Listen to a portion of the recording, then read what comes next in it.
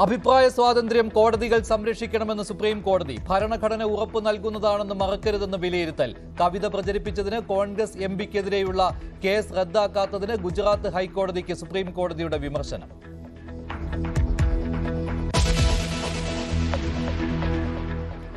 എമ്പുരാനെ എതിർത്തും അനുകൂലിച്ചും cyber പോര് തുടരുന്നു. Ticket cancel ചെയ്ത് സംഘപരിവാർ അനുകൂലികൾ. സിനിമയെ ഏറ്റെടുത്ത് ഇടത് കോൺഗ്രസ് കേന്ദ്രങ്ങൾ.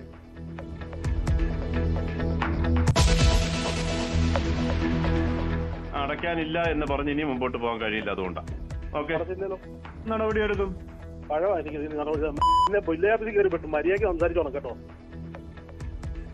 ഒറ്റത്തവണ കെട്ടിട നികുതി അടയ്ക്കാൻ ആവശ്യപ്പെട്ടതിന് വില്ലേജ് ഓഫീസർക്ക് CPM നേതാവിന്റെ ഭീഷണി. പത്തനംതിട്ട ഏരിയ സെക്രട്ടറി MV സജുവിന്റെ ഭീഷണിക്ക് പിന്നാലെ അവധി അപേക്ഷയുമായി village officer George Joseph.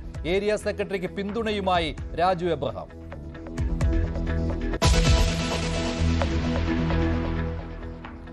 Alappuzha കളക്ടറേറ്റിൽ ജാതി വിവേചനം കാട്ടിയ ഉദ്യോഗസ്ഥയെ സംരക്ഷിക്കാൻ നീക്കം. പട്ടികജാതിക്കാർക്ക് പ്രത്യേക ഹാജർ ബുക്ക് ഏർപ്പെടുത്തിയ പ്രീത പ്രതാപിന് വീഴ്ച ഉണ്ടായിട്ടില്ലെന്ന് അന്വേഷണ റിപ്പോർട്ട്. പരാതി നൽകിയ ജീവനക്കാരനെ റവന്യൂ വകുപ്പിൽ നിന്ന് മാറ്റി പ്രതികാര നടപടി.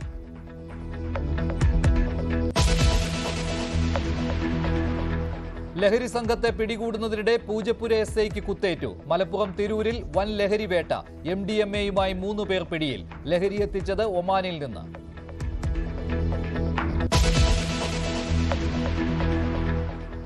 മ്യാൻമറിൽ ശക്തിയായ ഭൂചലനം. റിക്ടർ സ്കെയിലിൽ 7.7 രേഖപ്പെടുത്തി. വ്യാപക നാശനഷ്ടമെന്ന് ആദ്യ റിപ്പോർട്ടുകൾ.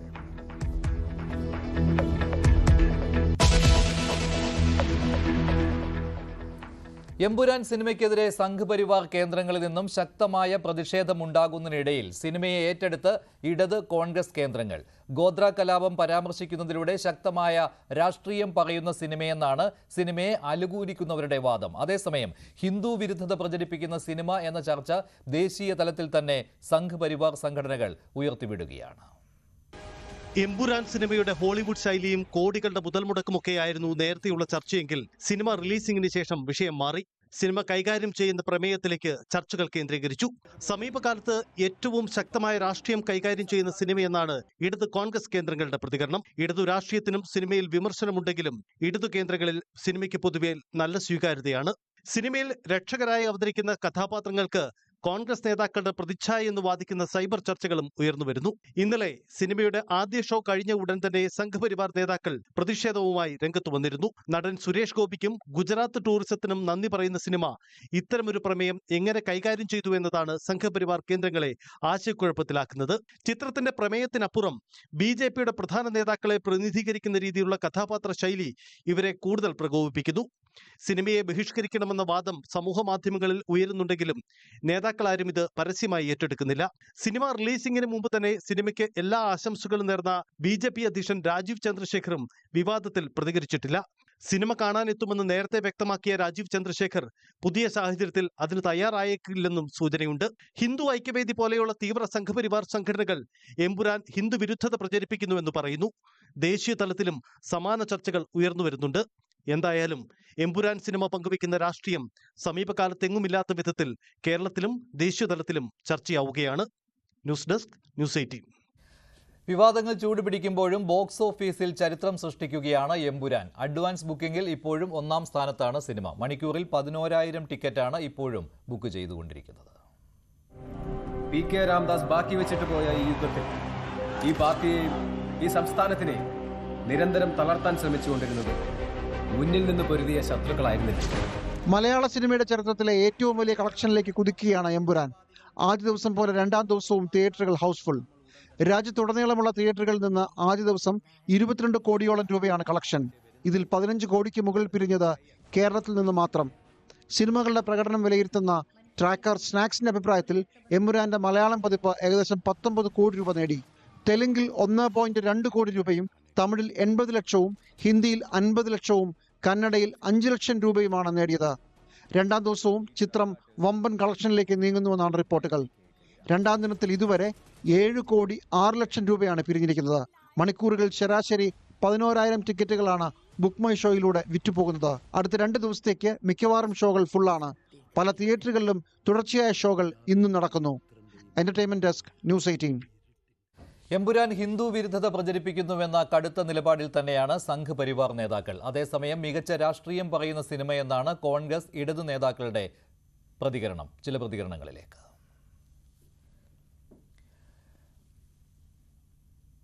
ഇപ്പോഴും സിനിമയ്ക്ക് അനുകൂലിച്ചും പ്രതികൂലിച്ചും ആളുകൾ രംഗത്തെത്തിക്കൊണ്ടിരിക്കുകയാണ്.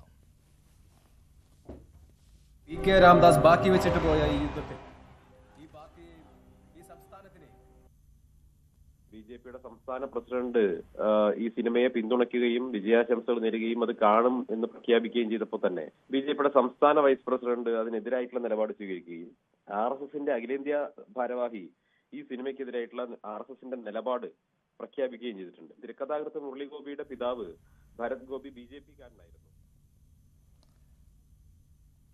DYFI സംസ്ഥാന പ്രസിഡന്റ് വസീഫാണ് സംസാരിച്ചത്. അതിൽ സന്ദീപ് വാര്യർ എന്ന് എഴുതി കാണിച്ചതിൽ ഖേദിക്കുന്നു. അഭിപ്രായ സ്വാതന്ത്ര്യം അവകാശമെന്ന് അടിവരയിടുകയാണ് സുപ്രീം കോടതി. കവിതയുടെ പേരിൽ കോൺഗ്രസ് MP ഇമ്രാൻ പ്രതാപ് ഗഡിക്കെതിരെ ഗുജറാത്ത് പോലീസ് എടുത്ത കേസ് സുപ്രീം കോടതി റദ്ദാക്കുകയായിരുന്നു. അപ്രിയമായ അഭിപ്രായം പറയുന്നവരുടെ അവകാശങ്ങളും സംരക്ഷിക്കണമെന്ന് കോടതി വിധിച്ചു. Justice Abhay S. Oka, justice Ujjal Bhuyan എന്നിവരടങ്ങിയ ബെഞ്ചിന്റേതാണ് ഈ ഉത്തരവ്. ഗുജറാത്തിലെ ജാംനഗറിൽ സമൂഹ വിവാഹ ചടങ്ങിനിടെ ആലപിച്ച കവിതയുടെ വീഡിയോ സാമൂഹ്യ മാധ്യമങ്ങളിൽ പങ്കുവച്ചതിനായിരുന്നു ഇമ്രാൻ പ്രതാപ് ഗഡിക്കെതിരെ ഗുജറാത്ത് പോലീസ് FIR ഇട്ടത്.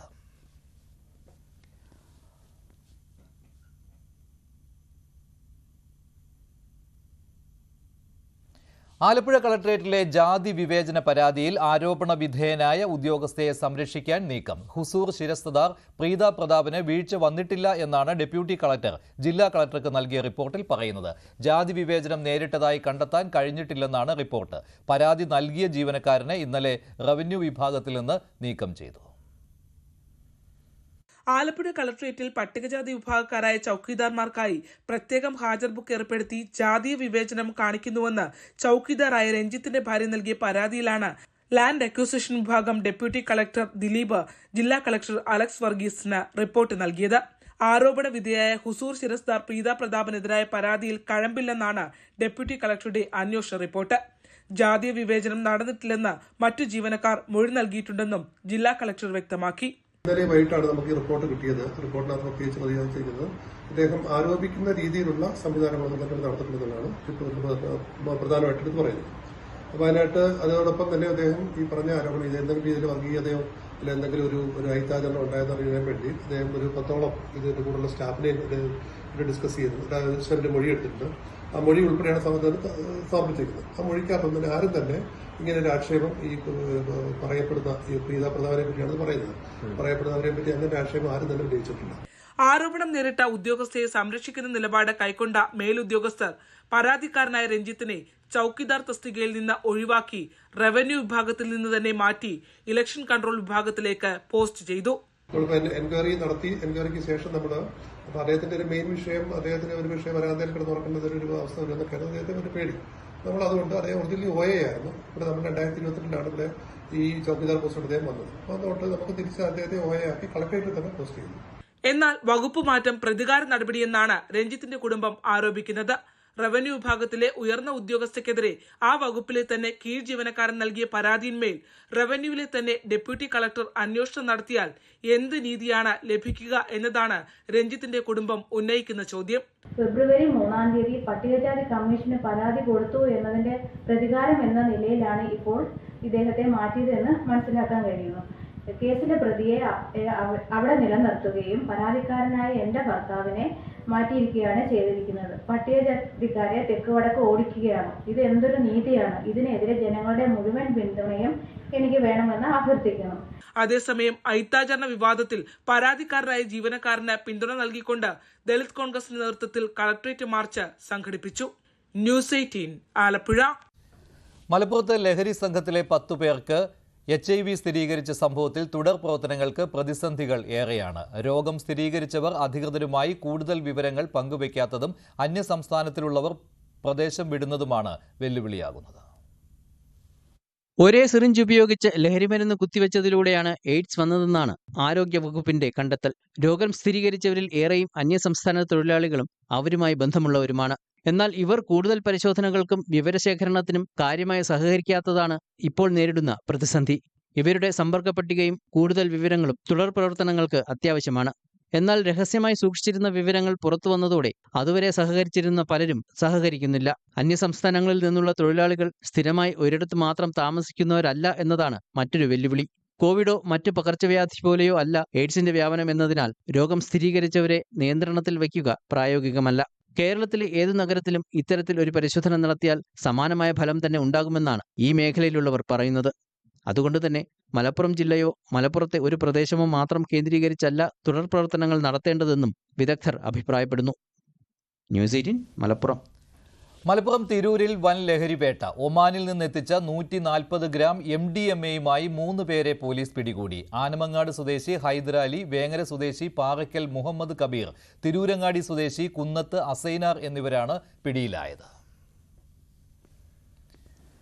പാലായിലും ലഹരിമരുന്ന് പിടികൂടി. ഉള്ളനാട് സ്വദേശി ജിതിനാണ് പിടിയിലായത്. ക്യാൻസർ രോഗികൾക്ക് രക്തസമ്മർദ്ദം നിയന്ത്രിക്കുന്നതിനായി കുത്തിവെക്കുന്ന ഇഞ്ചക്ഷനായ മെഫർഡെർമിൻ സൾഫേറ്റ് ഇഞ്ചക്ഷന്റെ 300 പാക്കറ്റുമായാണ് പ്രതിയെ പിടികൂടിയത്.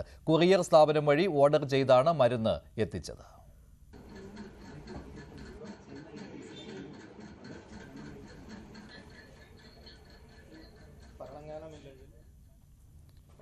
മദ്യപിച്ച് ബഹളമുണ്ടാക്കിയ ഗുണ്ടയെ പിടികൂടാൻ ശ്രമിക്കുന്നതിനിടെ SIക്ക് കുത്തേറ്റു. പൂജപ്പുര SI സുധീഷിനാണ് കുത്തേറ്റത്. തിരുമല സ്വദേശിയും നിരവധി ക്രിമിനൽ കേസുകളിലെ പ്രതിയുമായ ശ്രീജിത്ത് ഉണ്ണിക്കെതിരെ പോലീസ് കേസെടുത്തിട്ടുണ്ട്. ഇന്നലെ രാത്രി 9:30 തിരുമല കല്ലറമഠം ക്ഷേത്രത്തിന് സമീപമായിരുന്നു സംഭവം. ശ്രീജിത്ത് ഉണ്ണി മദ്യപിച്ച് ബഹളമുണ്ടാക്കുന്നുവെന്ന പരാതി ലഭിച്ചതിനെ തുടർന്നാണ് പോലീസ് സംഘം സ്ഥലത്തെത്തിയത്. പിടികൂടാൻ ശ്രമിക്കുന്നതിനിടെ SIയെ തള്ളിയിട്ട് വയറിൽ കുത്താൻ ശ്രമിച്ചു. തടഞ്ഞപ്പോൾ കൈവിരലിന് പരിക്കേറ്റു. നിരവധി ക്രിമിനൽ കേസുകളിൽ പ്രതിയായ ശ്രീജിത്ത് ഉണ്ണിയെ നേരത്തെ ഗുണ്ടാ നിയമപ്രകാരവും ജയിലിലടച്ചിരുന്നു. ഇയാൾക്കെതിരെ മയക്കുമരുന്ന് ഉപയോഗത്തിനും കേസുണ്ടെന്ന് പൂജപ്പുര പോലീസ് അറിയിച്ചു. പ്രതിയെ പിടികൂടാനുള്ള ശ്രമങ്ങളും പോലീസ് ഊർജിതമാക്കിയിട്ടുണ്ട്. ന്യൂസ് 18 തിരുവനന്തപുരം. എറണാകുളം അയ്യമ്പുഴയിൽ മദ്യലഹരിയിൽ പോലീസിനെ കയ്യേറ്റം ചെയ്ത് യുവതി മുഖത്ത് ഇടിച്ചുവെന്നും തള്ളിയിട്ടുവെന്നുമാണ് പോലീസിന്റെ പരാതി. നേപ്പാൾ സ്വദേശിനി ഗീതയെയും സുഹൃത്തിനെയും കസ്റ്റഡിയിലെടുത്തിട്ടുണ്ട്.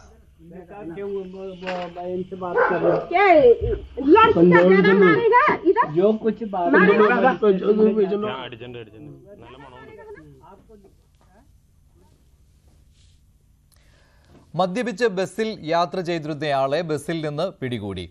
കപ്പാസിറ്റിയിൽ കൂടുതൽ മദ്യപിച്ച് ബസ്സിൽ യാത്ര പുറപ്പെട്ടാൽ ചിലപ്പോൾ ഇതാകും അവസ്ഥ. ആ ദൃശ്യങ്ങൾ കാണുക.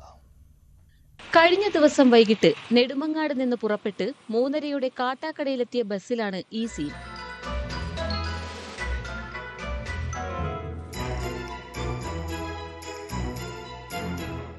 യാത്രക്കാരെല്ലാം ഇറങ്ങിയതിനു ശേഷം കണ്ടക്ടർ നോക്കുമ്പോൾ സീറ്റിനടിയിലൊരാൾ. എത്ര തട്ടി വിളിച്ചിട്ടും രക്ഷയില്ല. അബോധ മനസ്സിനെ ഉണർത്താൻ ശ്രമിച്ച് പരാജയപ്പെട്ട KSRTC ജീവനക്കാർ ഒടുവിൽ പോലീസിനെ വിളിച്ചു. കാട്ടാക്കട SIയും സംഘവും എത്തി.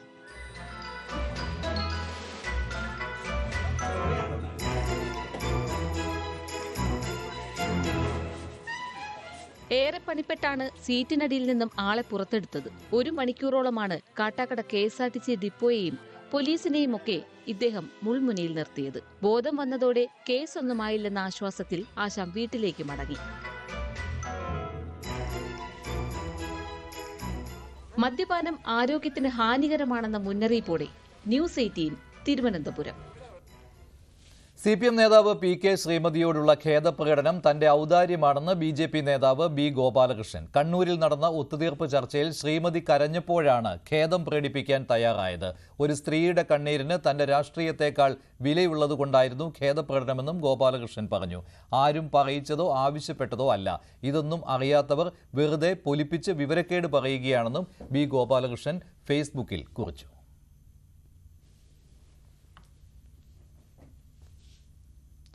സംഘപരിവാറിന്റെ 35ാം സംഘടനയാണ് ED എന്ന് A വിജയരാഘവൻ. EDയെ പൂർണ്ണമായും രാഷ്ട്രീയ ആവശ്യത്തിനായുള്ള ഏജൻസിയായി ഉപയോഗിക്കുന്നതായും A വിജയരാഘവൻ വിമർശിച്ചു.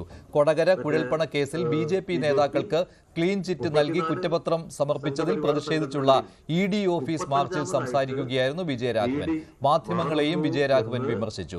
CPMനെതിരായ വാർത്തയിൽ ഓട്ടം കൂടുതലാണെന്നും നേരെ ഓടിയാൽ ഒളിമ്പിക്സ് വരെ എത്തിയേനെ എന്നുമായിരുന്നു വിജയരാഘവന്റെ പരിഹാസം.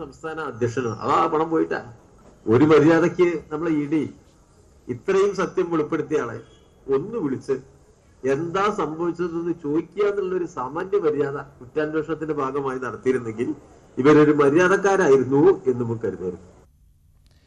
മ്യാൻമറിൽ ശക്തമായ ഭൂചലനം. റിക്ടർ സ്കെയിലിൽ 7.7 രേഖപ്പെടുത്തിയിട്ടുണ്ട്. സമീപ രാജ്യങ്ങളിലും പ്രകമ്പനം അനുഭവപ്പെട്ടിട്ടുണ്ട്. ബാങ്കോക്ക് നഗരത്തിൽ കെട്ടിടങ്ങൾ തകർന്നു വീണു. കൂടുതൽ വിവരങ്ങളുമായി VR കാർത്തിക് ചേരുകയാണ് ന്യൂസ് ഡെസ്കിൽ നിന്ന്.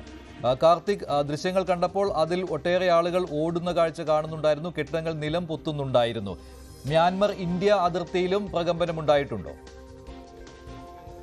മഞ്ജുഷ്, ഏറെ ആശങ്കപ്പെടുത്തുന്ന വാർത്തകളാണ് മ്യാൻമാറിൽ നിന്ന് പുറത്തു വരുന്നത്.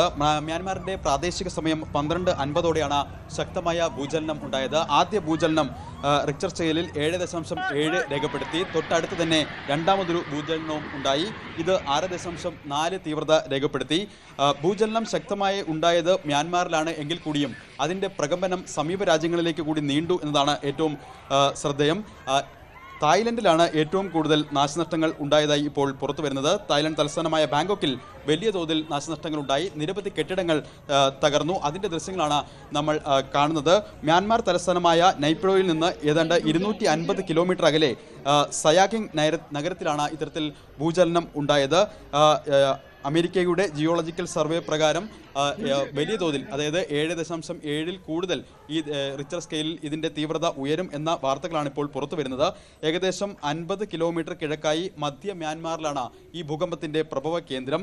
3 മിനിറ്റ് നേരം ഇത്തരത്തിൽ ശക്തമായ ഭൂചലനം നീണ്ടുനിന്നു എന്നതാണ് പുറത്തു വരുന്ന റിപ്പോർട്ടുകൾ. നിർമ്മാണത്തിലിരുന്ന ഒരു കെട്ടിടം ബാങ്കോക്കിൽ തകർന്നു വീഴുന്നതിൻ്റെ ദൃശ്യങ്ങൾ പുറത്തു വരുന്നുണ്ട്. അത് അവിടുത്തെ ഓഡിറ്റർ ജനറലിൻ്റെ ഓഫീസാണ്. അത് നിർമ്മാണത്തിലിരിക്കുകയായിരുന്നു. ആദ്യം തന്നെ ഈ ഭൂകമ്പത്തിൻ്റെ തുടക്കത്തിൽ തന്നെ ചില ശബ്ദങ്ങൾ കേട്ടതിനെ തുടർന്ന് തൊഴിലാളികൾ അവിടെ നിന്ന് ഇറങ്ങി ഓടുകയായിരുന്നു.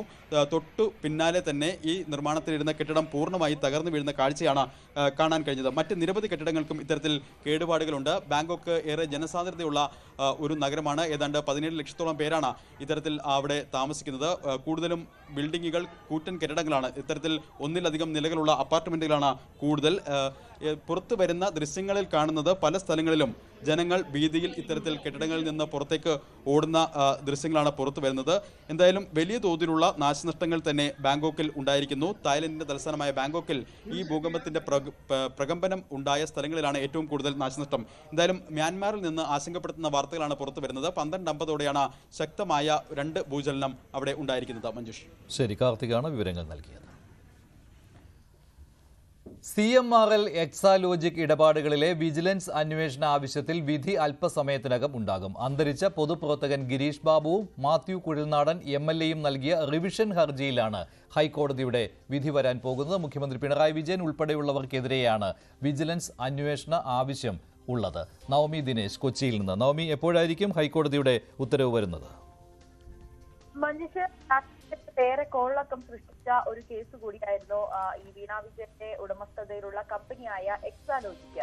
ഇത് കൊച്ചിയിലെ കരിമണൽ കമ്പനിയായ CMRൽ നിന്നും പ്രതിമാസം പണം വാങ്ങുന്നുണ്ട് എന്നുള്ളൊരു കണ്ടെത്തലായിരുന്നു. ഇതിൽ പിന്നീട് ഈ കമ്പനികൾ നൽകിയ വിശദീകരണം അനുസരിച്ച് ഈ IT സൊല്യൂഷൻ അടക്കമുള്ള സേവനത്തിനാണ് പണം നൽകുന്നതെന്നായിരുന്നു. പക്ഷെ ഇതിൽ മുഖ്യമന്ത്രിക്കും ഇതിൽ പണം കൈപ്പറ്റുന്നുണ്ട്, പല രാഷ്ട്രീയ നേതാക്കളും ഇങ്ങനെ പണം കൈപ്പറ്റുന്നുണ്ട് എന്നൊരു ആരോപണമായിരുന്നു ഉന്നയിച്ചത്. ഇതിനെ തുടർന്നാണ് മൂവാറ്റുപുഴ വിജിലൻസ് കോടതിയിൽ പൊതുപ്രവർത്തകനായ ഗിരീഷ് ബാബു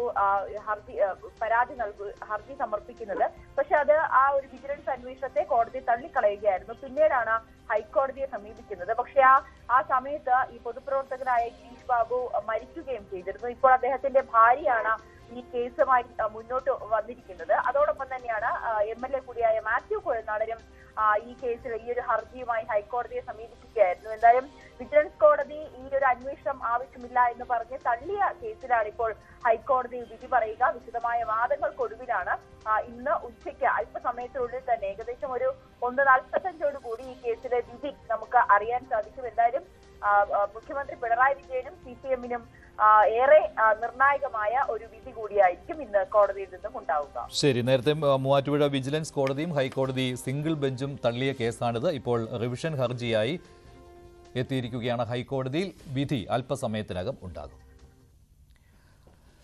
CPM ഏരിയ സെക്രട്ടറിയുടെ ഭീഷണിയെ തുടർന്ന് സ്ഥലം മാറ്റത്തിന് അപേക്ഷ നൽകിയിരിക്കുകയാണ് പത്തനംതിട്ട നാരങ്ങാനം വില്ലേജ് ഓഫീസർ. കെട്ടിട നികുതി കുടിശ്ശിക ആവശ്യപ്പെട്ടതിനാണ് CPM Pathanamthitta area secretary MV Sanju village officer Joseph ജോർജിനെ ഭീഷണിപ്പെടുത്തിയത്. അതേസമയം വില്ലേജ് ഓഫീസറാണ് പ്രകോപനം ഉണ്ടാക്കിയതെന്നാണ് CPMന്റെ വിശദീകരണം. അടയ്ക്കാനില്ല എന്ന് പറഞ്ഞ് ഇനി മുമ്പോട്ട് പോകാൻ കഴിയില്ല, അതുകൊണ്ടാണ്. ഓക്കെ, നടപടിയെടുക്കും.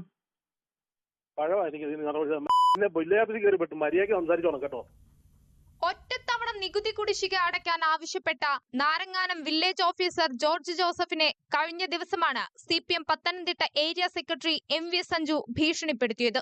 ഏരിയ സെക്രട്ടറിയുമായുള്ള സംഭാഷണം വില്ലേജ് ഓഫീസർ തന്നെയാണ് പുറത്തുവിട്ടത്. എന്നാൽ ആരോപണം അടിസ്ഥാനരഹിതമാണെന്നും മോശമായി പെരുമാറി പ്രകോപനമുണ്ടാക്കിയത് വില്ലേജ് ഓഫീസറാണെന്നും MV സഞ്ജു പ്രതികരിച്ചു. ഒരു 3-4 മിനിറ്റ് സമയം ഞങ്ങൾ സംസാരിച്ചിട്ടുണ്ട്. ആ പറഞ്ഞ കാര്യങ്ങൾ മുഴുവൻ പുറത്ത് അയാൾ വിടാൻ തയ്യാറാണോ? അന്നെങ്കിൽ കാര്യങ്ങൾ കുറെ കൂടെ വ്യക്തമാകും. സഞ്ജുവിനെ പിന്തുണച്ച് CPM ജില്ലാ നേതൃത്വവും രംഗത്ത് വന്നു. സഞ്ജുവിനെ അദ്ദേഹം വിളിച്ച് ഭീഷണിപ്പെടുത്തുന്ന ഒരു അവസ്ഥയാണ് ഉണ്ടായത്. ഒരു പൊതുപ്രവർത്തകനോട് എന്നുള്ള രൂപത്തിൽ മാത്രമല്ല, സാധാരണപ്പെട്ട ജനങ്ങളെ സേവിക്കാൻ വേണ്ടിയാണ് വില്ലേജ് ഓഫീസർ പ്രവർത്തിക്കുന്നത്. അത്തരത്തിലുള്ള ഒരു വില്ലേജ് ഓഫീസർ കരമടയ്ക്കണമെന്ന് ആവശ്യപ്പെട്ടപ്പോൾ കൃത്യമായിട്ട് ഞാൻ കരം അടച്ചോളാം എന്നാണ് ഏരിയ സെക്രട്ടറി ആദ്യം പറഞ്ഞത്. ശബ്ദ സന്ദേശം പുറത്തു വന്നതിന് പിന്നാലെ നിരവധി ഭീഷണി കോളുകൾ വന്നെന്നാണ് വില്ലേജ് ഓഫീസറുടെ പരാതി. ഇതിനു പിന്നാലെ വില്ലേജ് ഓഫീസർ അവധിക്കും സ്ഥലം മാറ്റത്തിനും കലക്ടർക്ക് അപേക്ഷ നൽകി. നാരങ്ങാനത്ത് ജോലി ചെയ്യാൻ ഭയമാണെന്നും സ്ഥലം മാറ്റം വേണമെന്നുമാണ് അപേക്ഷയിലുള്ളത്. വില്ലേജ് ഓഫീസർ വകുപ്പ് തല നടപടി നേരിട്ട ആളാണെന്നും സ്ഥലം മാറ്റത്തെക്കുറിച്ച് റവന്യൂ സെക്രട്ടറിയാണ് തീരുമാനമെടുക്കേണ്ടതെന്നും ജില്ലാ കലക്ടർ പ്രതികരിച്ചു. അത് അദ്ദേഹത്തിനെതിരെ ഒരു അലിഗേഷൻ വന്നിട്ടുണ്ടായിരുന്നു. അതിന്റെ ഒരു പബ്ലിക് തന്നെ ഒരു അലിഗേഷൻ പറഞ്ഞിട്ടുണ്ടായിരുന്നു. കൈക്കൂലി അത് നമുക്കിപ്പോ ഇപ്പോഴും അതിന്റെ അന്വേഷണം നടന്നുകൊണ്ടിരിക്കുകയാണ്. അപ്പൊ അതിന്റെ എൻക്വയറി അണ്ടർ പ്രോസസ് ആണ്. അപ്പൊ അതുകൊണ്ട് തന്നെ അത് കഴിഞ്ഞാലേ നമുക്ക് പറയാൻ പറ്റുകയുള്ളൂ. വില്ലേജ് ഓഫീസറെ ഭീഷണിപ്പെടുത്തിയതുമായി ബന്ധപ്പെട്ട പരാതി ജില്ലാ കലക്ടർ ആറന്മുള പോലീസിന് കൈമാറി. ന്യൂസ് 18 പത്തനംതിട്ട. കരുനാഗപ്പള്ളിയിൽ കൊട്ടേഷൻ കൊലപാതകം നടന്ന് ഒരു ദിവസം പിന്നിടുമ്പോഴും പ്രതികളെ പിടികൂടി സംഘം 4 അംഗ സംഘമാണ് ആക്രമണത്തിന് പിന്നിൽ. ഇവരുടെ ചിത്രം പോലീസ് പുറത്തുവിട്ടിട്ടുണ്ട്. ആക്രമണത്തിൽ ഗുരുതരമായി പരിക്കേറ്റ് ചികിത്സയിൽ കഴിയുന്ന അനീറിന്റെ മൊഴി ഇന്ന് വീണ്ടും എടുക്കും. ഇന്നലെ പുലർച്ചെയാണ് താച്ചേൽമുക്ക് സ്വദേശിയും വധശ്രമക്കേസിൽ പ്രതിയുമായ സന്തോഷിനെ വീട്ടിൽ കയറി സ്ഫോടക വസ്തു എറിഞ്ഞ ശേഷം വെട്ടിക്കൊലപ്പെടുത്തുന്നത്. അരമണിക്കൂർ കഴിഞ്ഞ് വവ്വാക്കാവിൽ സന്തോഷിന്റെ സുഹൃത്തായ അനീറിനെയും ഇതേ സംഘം വെട്ടിപ്പരുക്കേൽപ്പിച്ചു. മുൻപരിചയമുള്ള ആളാണ് ആക്രമിച്ചതെന്നാണ് അനീറിന്റെ മൊഴി. സംഭവം നടന്ന് ഒരു ദിവസം പിന്നിട്ടിട്ടും പ്രതികളെ പിടികൂടാനായിട്ടില്ല. പ്രതികളുടെ ചിത്രവും പോലീസ് പുറത്തുവിട്ടു. അതുൽ, പ്യാരി, ഹരി, രാജപ്പൻ, കൊട്ടേഷൻ നൽകിയെന്ന് സംശയിക്കുന്ന പങ്കജ് എന്നിവരുടെ ചിത്രങ്ങളാണ് പുറത്തുവിട്ടത്. 5 സംഘങ്ങളായി തിരിഞ്ഞാണ് അന്വേഷണം നടക്കുന്നത്. കൊല്ലം, ആലപ്പുഴ ജില്ലകൾ കേന്ദ്രീകരിച്ചും പരിശോധന നടക്കുന്നു. ഗുണ്ടാ സംഘം സഞ്ചരിച്ച കാർ വാടകയ്ക്കെടുത്ത് നൽകിയയാളും ഉടമയും പോലീസ് കസ്റ്റഡിയിലാണ്. കൊലപാതകത്തിന് തലേദിവസം കസ്റ്റഡിയിലുള്ള മനുവുമായി പ്രതികൾ കണ്ടതിന്റെ ദൃശ്യം പോലീസിന് ലഭിച്ചു. എന്നാൽ സൗഹൃദത്തിന്റെ പേരിലായിരുന്നു കൂടിക്കാഴ്ചയെന്നാണ് ഇയാളുടെ മൊഴി. ഇതിലും അന്വേഷണം നടക്കുകയാണ്. ഗുണ്ടാ സംഘങ്ങൾ തമ്മിലുള്ള കുടിപ്പകയാണ് കൊലപാതകത്തിലേക്ക് നയിച്ചത്. കൊല്ലപ്പെട്ട സന്തോഷ് 2014 പങ്കജിനെ വധിക്കാൻ ശ്രമിച്ച കേസിൽ പ്രതിയാണ്. പങ്കജിന്റെ വീട് തീവച്ച കേസിൽ സന്തോഷിനോടൊപ്പം അനീറിനും പങ്കുണ്ടോയെന്നും പരിശോധിച്ചു വരികയാണ്. ഇതാണ് കൊട്ടേഷൻ ആക്രമണത്തിന് കാരണമെന്നാണ് നിഗമനം. ന്യൂസ് 18 കൊല്ലം. തൊടുപുഴയിലെ വ്യാപാരിയായ ബിജു ജോസഫിന്റെ കൊലപാതകത്തിൽ കൂടുതൽ വെളിപ്പെടുത്തൽ. മൃതദേഹം മാൻഹോളിൽ തള്ളുന്നതിന് മുൻപ് 1-ാം പ്രതി ജോമോന്റെ വീട്ടിലെത്തിച്ചതായി പോലീസ് കണ്ടെത്തി. അറസ്റ്റിലായ 4 പ്രതികളെയും 1-ാം പ്രതി ജോമോന്റെ വെട്ടിമറ്റത്തുള്ള വീട്ടിലെത്തിച്ച് തെളിവെടുത്തു. ബിജുവിനെ തട്ടിക്കൊണ്ടുപോയ വാഹനത്തിൽ വെച്ച് മർദ്ദിച്ച ശേഷം ജോമോന്റെ വീട്ടിലെത്തിച്ചുവെന്നാണ് മൊഴി. ഇവിടെ വെച്ചാണ് മരണം സ്ഥിരീകരിച്ചത്. ജോമോന്റെ വീട്ടുകാരുൾപ്പെടെ മറ്റാർക്കെങ്കിലും പങ്കുണ്ടോയെന്ന് അന്വേഷിക്കുന്നുണ്ട്. പ്രതികളായ ജോമോൻ ജോസ്, ആഷിഖ് ജോൺസൺ, മുഹമ്മദ് അസ്ലം, ജോമിൻ എന്നിവർ കസ്റ്റഡിയിലാണ്. കോട്ടയം നഴ്സിംഗ് കോളേജ് റാഗിംഗ് കേസിൽ ഇന്ന് കുറ്റപത്രം നൽകും. മൊബൈൽ ഫോൺ പ്രധാന തെളിവായാണ് കുറ്റപത്രം നൽകുന്നത്. ജൂനിയർ വിദ്യാർത്ഥികളെ അതിക്രൂരമായി റാഗിങ്ങിന് ഇരയാക്കിയ കേസിൽ 5 സീനിയർ വിദ്യാർത്ഥികളാണ് പ്രതികളായിട്ടുള്ളത്. ജി ശ്രീജിത്ത് ചേരുകയാണ് കൂടുതൽ വിവരങ്ങളുമായി. ശ്രീജിത്ത്, മൊബൈൽ ഫോണിൽ പകർത്തിയ ദൃശ്യങ്ങളാണല്ലോ ഏറ്റവും വലിയ തെളിവായിരിക്കുന്നത്, ഫോറൻസിക് തെളിവ്. എന്തൊക്കെ കാര്യങ്ങളാണ് പ്രതികൾക്കെതിരെയുള്ളത്?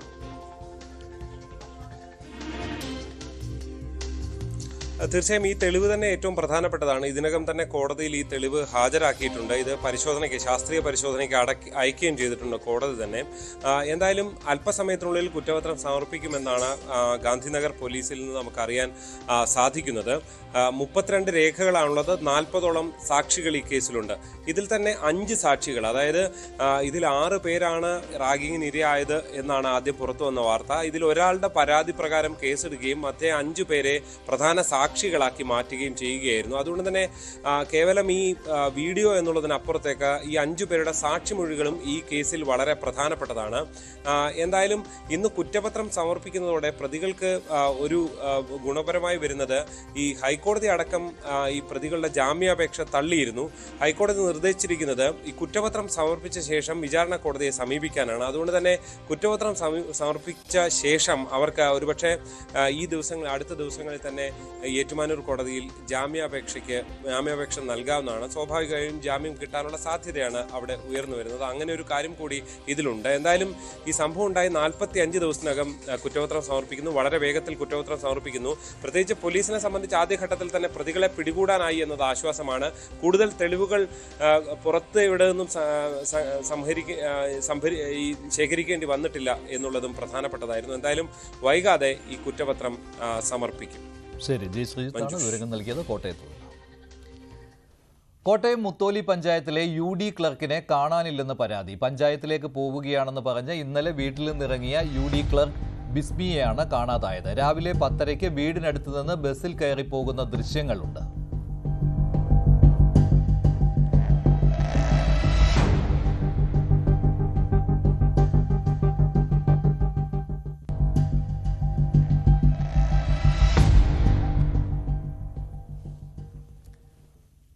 മുനമ്പം ജുഡീഷ്യൽ കമ്മീഷന്റെ പ്രവർത്തനം വീണ്ടും തുടങ്ങാൻ അനുമതി തേടി സർക്കാർ. കമ്മീഷൻ നിയമനം റദ്ദാക്കിയതിനെതിരെ നൽകിയ അപ്പീലിലാണ് ഇടക്കാല ആവശ്യം. കമ്മീഷന് പ്രവർത്തനാനുമതി നൽകണമെന്ന ആവശ്യത്തിൽ ഹൈക്കോടതി ഡിവിഷൻ ബെഞ്ച് വ്യാഴാഴ്ച വാദം കേൾക്കും. നിയമസാധുതയില്ലെന്ന് ചൂണ്ടിക്കാട്ടി നേരത്തെ ഹൈക്കോടതി ജുഡീഷ്യൽ കമ്മീഷൻ നിയമനം റദ്ദാക്കുകയായിരുന്നു.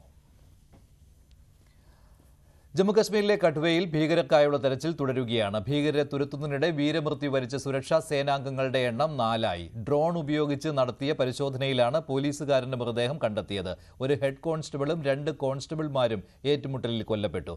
3 ഭീകരരെ സുരക്ഷാ സേന വധിച്ചു. കൂടുതൽ ഭീകരർ പ്രദേശത്തുണ്ടെന്ന നിഗമനത്തിലാണ് സുരക്ഷാ സേന. അന്താരാഷ്ട്ര അതിർത്തി കടന്നെത്തിയ ഇവർ പാക് ഭീകര സംഘടനയായ ജെയ്ഷെ മുഹമ്മദ് അംഗങ്ങളാണ്.